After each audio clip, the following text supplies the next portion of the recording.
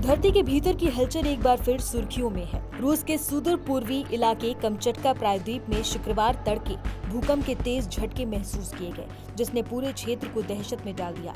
अमेरिकी भूवर्गीय सर्वेक्षण यानी कि यूएसजीएस के अनुसार पेट्रोपाव्लोव्स्क कामचाट्स्की क्षेत्र में आए इस भूकंप की तीव्रता 7.8 मापी गई, जो कि काफी शक्तिशाली है। इसका केंद्र महज 10 किलोमीटर की गहराई में था, जिसके झटके और भी तीव्र महसूस हुए। तेज भूकंप के बाद लगातार कई आफ्टरशॉक्स भी आए, जिनकी तीव्रता 5.8 तक दर्ज की गई है। भूकंप के तुरंत बाद कमचटका क्षेत्र के गवर्नर व्लादिमीर सोलोडोव ने टेलीग्राम पर बताया कि प्रायद्वीप के पूर्वी तट के लिए सुनामी चेतावनी जारी की गई है। स्थानीय लोगों को लगातार सतर्क भी किया जा रहा है।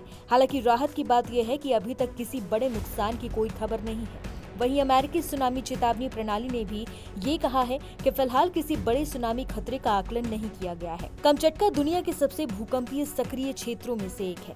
इसकी वजह है प्रशांत प्लेट और उत्तरी अमेरिकी प्लेट का यहाँ आपस में टकराना। इन प्लेटों के घर्षण से ऊर्जा निकलती है, जिसके कारण इस इलाके में अक्सर भूकंप आते रहते हैं। आपको बता दें, ठीक एक हफ्ते पहले शनिवार को भी इसी इलाके में 7.4 तीव्रता का भूकंप आया था। कमचटका का इतिहास ये बताता है कि ये इलाका हमेशा से भूकंप के बड़े खतरों से जूझता रहा है। 29 जुलाई 2025 को यहाँ 8.8 तीव्रता का एक भीषण भूकंप आया था, जो हाल के इतिहास की सबसे खतरनाक घटनाओं में से एक था।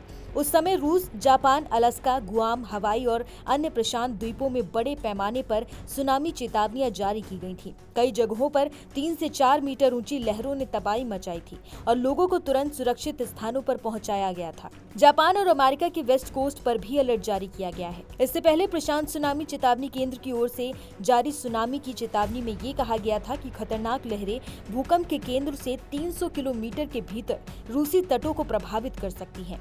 कुछ निकटवर्ती रूसी तटों पर 1 मीटर तक की लहरें उठने की संभावना है।